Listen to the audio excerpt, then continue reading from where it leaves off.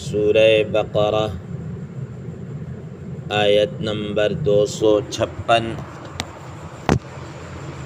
آپ حضرات کے پاس پیج نمبر ہے 2۔ اعوذ باللہ من الشیطان الرجیم، بسم اللہ الرحمن الرحیم۔ لا اکراہ فی الدین، قد تبین الرشد من الغی، فمن یکفر بالطاغوت ویؤمن باللہ فقد استمسک بالعروة الوثقی لا انفصام لها واللہ سمیع علیم۔ صدق اللہ العظیم۔ اللہم صل علی محمد النبی الأمی وعلی آلہ وسلم تسلیما کثیرا کثیرا۔ محترم سامعین کرام، اس آیت مبارکہ کا ترجمہ اللہ تبارک و تعالی ارشاد فرماتے ہیں، لا اکراہ فی الدین، دین میں داخل کرنے کے لیے یا دین کے اندر فی نفسہ کوئی جبر نہیں ہے، کوئی زبردستی نہیں ہے۔ قد تبین الرشد من الغی، تحقیق ہدایت گمراہی سے واضح ہو چکی ہے۔ فمن یکفر بالطاغوت ویؤمن باللہ، تو جو شخص طاغوت کا انکار کرے گا اور اللہ تبارک و تعالی پر ایمان لے کر آئے، فقد استمسک بالعروة الوثقی، تو تحقیق اس نے ایک بڑا مضبوط حلقہ تھام لیا، لا انفصام لہا، جو ٹوٹنے والا نہیں ہے یا جو ٹوٹ نہیں سکتا۔ واللہ سمیع علیم، اور اللہ تبارک و تعالی سننے والے ہیں اور خوب جاننے والے ہیں۔ محترم سامعین کرام، ما قبل کی آیت مبارکہ آیت الکرسی تھی، جس کی عظمت، فضیلت اور اس کے متعلق گفتگو ہو گئی۔ محترم سامعین کرام، آیت الکرسی کے بعد آج کی اس زیر درس آیت مبارکہ میں اللہ تبارک و تعالی اسلام کے اندر جبری طور پر داخل ہونا اور اس کے متعلق گفتگو فرما رہے ہیں۔ محترم سامعین کرام، ما قبل کی آیت میں جہاں پر اللہ تبارک و تعالی کی وحدانیت، عظمت اور ان سب چیزوں کو بیان کیا گیا، تو اس کا مطلب یہ ہے کہ اسی ذات کی عبادت کی جائے، اسی پر ایمان لایا جائے۔ اب یہ ایمان تب قابل قبول ہے کہ جب انسان فی نفسہ، یعنی اپنی ذات کے اعتبار سے خوش دلی کے ساتھ ایمان لے کر آئے، جبراً نہ لے کر آئے۔ جب ایک چیز انسان کے فائدے کے لیے ہوتی ہے، اس کا فائدہ عمومی فائدہ ہوتا ہے، سب کچھ ہوتا ہے، تو اس کی ترغیب دی جاتی ہے۔ انسان اپنے اختیار سے، اپنی مرضی سے اس کو چاہے ایکسیپٹ کر لے یا نہ کرے۔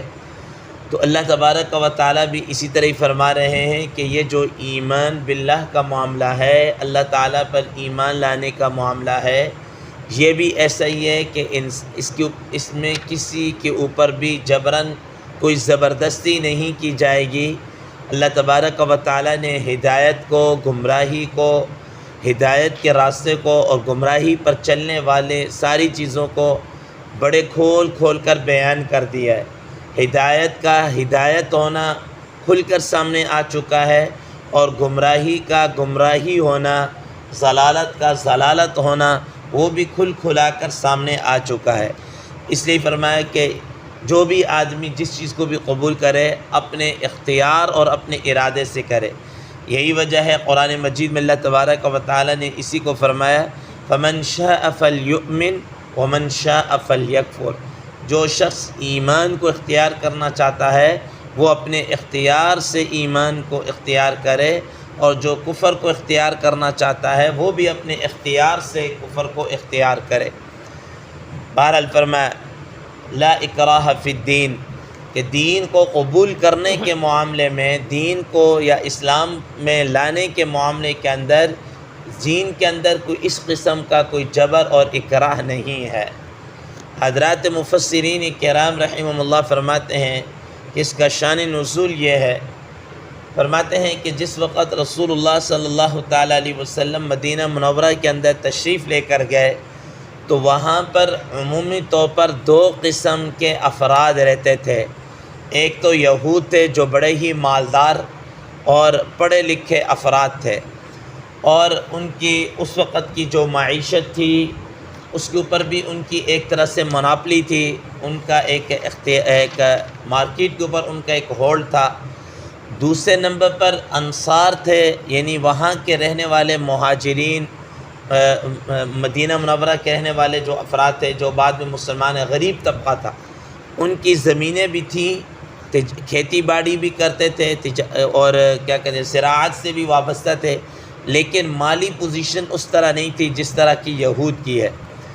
اب حضرات مفسرین کرام رحمہ اللہ فرماتے ہیں کہ غربت ہونے کی وجہ سے انہوں نے یہ کیا کہ انہوں نے اپنے بچوں کو ان یہود کے حوالے کر دیا کہ تم ان کو پڑھاؤ لکھاؤ اور ان کے جملہ اخراجات بھی تم کیا کرو، برداشت کرو، ٹھیک، ان کے حوالے کر دیے۔ اب یہود نے کیا کیا، ان بچوں کو اڈاپٹ کیا، اڈاپٹ کرنے کے بعد ان کو پڑھایا لکھایا، اور ظاہر ہے جب ان پر خرچہ کیا تو انہوں نے انہی کے ایمان کو، یہودیت کو، ان کے دین کو قبول کیا۔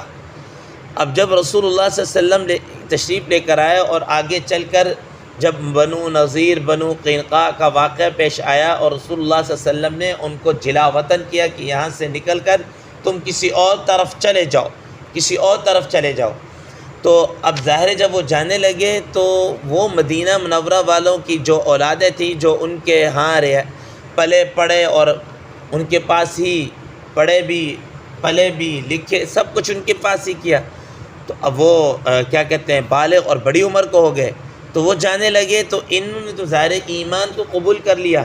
اب اس ضمن کے اندر ان کو بھی کچھ ہونے لگا کہ یار ہمارے بیٹے ایمان قبول کر لیا ہے، یہودیت کو قبول کر لیں، ایمان نہیں لے کر آ رہے۔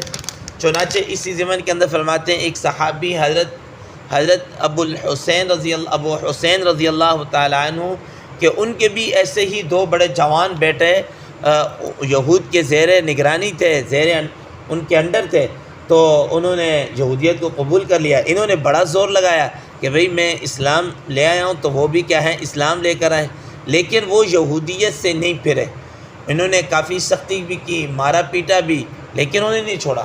تو اب اس سلسلے میں وہ رسول اللہ صلی اللہ علیہ وسلم کے پاس آئے اور آ کر یہ سارا معاملہ بیان کیا، ڈسکس کیا کہ یا رسول اللہ علیہ وسلم یہ بات ہے، تو اس معاملے میں کیا کرنا چاہیے؟ تو آپ صلی اللہ تعالیٰ علیہ وسلم کے اوپر پھر قرآن مجید کی یہ آیات نازل ہوئی لا اکراہ فی الدین، کہ دین کے معاملے کے اندر اس طرح اب جبر نہیں ہے۔ اب ان کے ظاہر وہ بڑے ہو چکے ہیں، ان کے سامنے ہدایت کا آ جانا، گمراہی کا، یہ سب چیزیں واضح ہو چکی ہیں، آپ زبردستی ڈنڈے کے زور کے اوپر جبر کر کے اکراہ کر کے ان کو ایمان پر مجبور نہیں کر سکتے، آپ ان کو نہیں کریں۔ اسی ضمن کے اندر ایک اور واقعہ بھی حضرات مفسرین کرام رحمہ اللہ فرماتے ہیں کہ مدینہ منورہ کے اندر عورتوں کے ہاں بچوں کی پیدائش نہیں ہو رہی تھی، اور یا اگر کسی عورت کے ہاں نہیں ہوتی تو وہ یہ منت مان لیتی کہ اگر میرے ہاں بچہ پیدا ہوا تو میں اس کو یہودیت کے لیے وقف کر دوں گی، یہودی بنا دوں گی، اور وہ اس طریقے سے۔ اب ظاہر ہے ان کے ہاں جب اولاد پیدا ہوئی تو انہوں نے اس طرح خواتین نے کیا کہ اپنے بچوں کو یہود کی طرف بھیجنا شروع کر دیا۔ اب جب رسول اللہ صلی اللہ علیہ وسلم آئے، وہ بڑے ہو چکے تھے، یہ مسلمان اور وہ یہودیت کے اوپر کسی اور مذہب کے اوپر، تو جب رسول اللہ صلی اللہ تعالیٰ علیہ وسلم نے یہودیوں کو مدینہ منورہ سے نکالا تو اب وہ بھی نکلے. اب انہوں نے کہا کہ بھئی یہ تو ہمارے بیٹے ہیں، ہمارے بچے ہیں، یہ تو ہمارے پاس رہیں. اب انہوں نے کوشش کی، عورتوں نے کوشش کی کہ بھئی تم تو ہماری اولاد ہو، ہمارے پاس رہو. تو انہوں نے اس یہودیت کو چھوڑنے سے کیا کر دیا؟ انکار کر دیا، جس کا ان کو رنج ہوا. تو رسول اللہ صلی اللہ علیہ وسلم پر قرآن مجید کی آیت مبارکہ اس سینس کے اندر، اس پس منظر کے طور پر نازل ہوئی کہ کسی کو دین قبول کرنے کے اندر آپ نے جبر اور اکراہ سے کام نہیں لینا. جبر اور اکراہ سے کام نہیں لینا کہ زبردستی طور پر کسی کو کہیں کہ آپ ایمان لے کر آئے. اللہ تبارک و تعالیٰ نے خود فرما دیا ہے قد تبین الرشد من الغی، کہ ہدایت گمراہی سے واضح ہو چکی ہے. خود قرآن مجید میں اللہ تبارک و تعالیٰ ایک اور مقام پر ارشاد فرماتے ہیں، 30واں پارہ ہے سورہ بلد کے اندر، وَهَدَيْنَاهُ النَّجْدَيْنِ، کہ ہم نے انسان کے سامنے دونوں راستوں کو واضح کر کے رکھ دیا ہے. دونوں راستوں کو، ہدایت کا بھی اور گمراہی کا راستہ بھی، دونوں چیزیں واضح کر کے رکھ دی ہیں. اب انسان اپنے اختیار سے جس چیز کو کیا کرے؟ قبول کر لے. تو فرمایا قد تبین الرشد من الغی، تحقیق یہ جو ہدایت ہے یہ گمراہی سے واضح ہو چکی ہے، واضح ہو چکی ہے. فمن یکفر بالطاغوت ویؤمن باللہ فقد استمسک بالعروۃ الوثقی، تو جس شخص نے طاغوت کا انکار کیا اور اللہ تعالیٰ پر ایمان لے کر آیا، اس نے تحقیق ایک بڑا مضبوط کڑے کو تھام لیا. محترم سامعین اکرام، اسی جبر کے حوالے سے ایک حکایت یاد آ گئی کہ سیدنا حضرت امیر المؤمنین حضرت عمر بن خطاب رضی اللہ تعالیٰ عنہ کے زمانے کے اندر ایک بڑھیا جو عیسائی تھی، نصرانی تھی، حضرت عمر رضی اللہ تعالیٰ عنہ چاہا کہ اس کو اسلام کی دعوت دیں. بڑی عمر کی ہے. حضرت عمر رضی اللہ عنہ نے فرمایا کہ اسلمی تسلیمی، کہ تو ایمان قبول کر لے، امن میں آ جائے گی. اور اس طریقے سے، لیکن اس نے یکسر انکار کر دیا. اس نے کہا کہ ساری عمر میں نصرانیت کے اوپر رہی ہوں، اب آخری عمر میں آ کر میں اس کو چھوڑنے کو میرا دل نہیں چاہ رہا. تو حضرت عمر رضی اللہ تعالیٰ عنہ نے چھوڑ دیا، کچھ بھی نہیں کہا، اور یہی فرمایا لا اکراہ فی الدین، کہ اسلام کو، دین کو قبول کروانے میں اور اس طرح کرنے میں کوئی جبر اور زبردستی نہیں ہے. چنانچہ ان کو چھوڑ دیا. اسی طریقے سے ایک اور ہی انہی کے حضرت عمر بن خطاب رضی اللہ تعالیٰ عنہ کے متعلق ایک اور واقعہ آتا ہے کہ ان کا ایک نصرانی غلام تھا، بڑا ہی ہوشیار اور یعنی تیز ترار تھا. خاص طور پر یہ حساب کتاب کے اندر بڑا ماہر، لیکن تھا غیر مسلم. تو حضرت عمر رضی اللہ تعالیٰ نے اس سے کہا کہ یار تو بڑا تیز ہے، زیرک انسان ہے، ٹھیک ہے کہ تم اگر ایمان قبول کر لیتے تو تمہیں میں کوئی بڑا عہدہ کیا ہے دلوا دیتا، تمہیں عہدہ دے دیتا، لیکن تم ایمان قبول نہیں کر رہے، اور میں نے تمہارے اوپر کیا ہے کوئی جبر اور زبردستی نہیں کرنی، کہ اسلام میں اللہ تعالیٰ نے اس چیز کو کیا کیا ہے؟ منع کیا ہے. چنانچہ میں یہ کر سکتا ہوں کہ تمہیں میں آزاد کر رہا ہوں، تو آزاد ہونے کے بعد تم جو چاہے مرضی کر لو، تمہاری مرضی ہے. چنانچہ اس کو آزاد کر دیا، لیکن ایمان لانے کے اوپر ان کو مجبور نہیں کیا.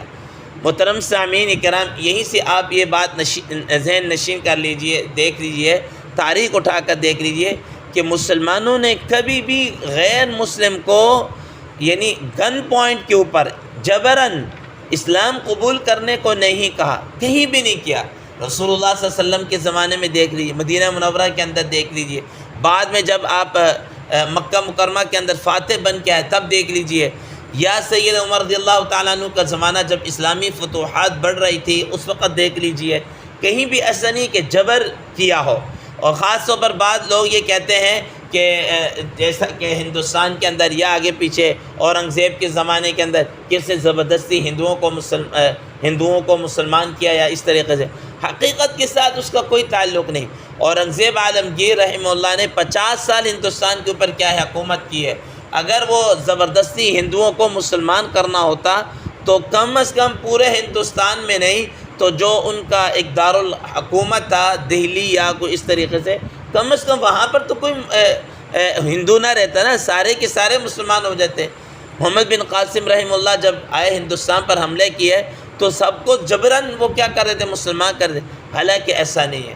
اسی ضمن کے اندر ایک اور واقعہ بھی ملتا ہے کہ یہ سلطنت عثمانیہ کے اندر سلطان سلیم نام کا جو حکمران تھا، اس نے دیکھا کہ یہ جو عیسائی ہیں اور یہ بڑی فساد اور سازشیں کر رہے ہیں، اور ان کی سازشوں سے وہ بڑا تنگ تھا، تو اس نے یہ ایک سرکولر جاری کر دیا، ایک آرڈیننس جاری کر دیا کہ ان کو زبردستی طور پر کیا بناؤ، مسلمان بناؤ، اور ان کے گرجوں کو اور کلیسوں کو ان کو ختم کر دو۔ چنانچہ یہ جب سرکولر جاری کیا تو وقت کا جو شیخ الاسلام تھے وہ ان کے پاس آئے اور آ کر کہا کہ آپ نے یہ سرکولر جاری کیا، کہا کہ آپ ایسا نہیں کرتے، کیا آپ نے قرآن مجید نہیں پڑھا، لا اکراہ فی الدین، کہ دین کے اندر کوئی ایسی زبردستی نہیں ہے۔ چنانچہ انہوں نے اپنی سرکولر کو واپس لے لیا۔ محترم سامعین کرام، ما بقی انشاءاللہ عزیز اس آیت کے متعلق کل ذکر کیا جائے گا۔ اللہ تبارک و تعالی عمل کی توفیق عطا فرمائے۔ وآخر دعوانا ان الحمد للہ رب العالمین۔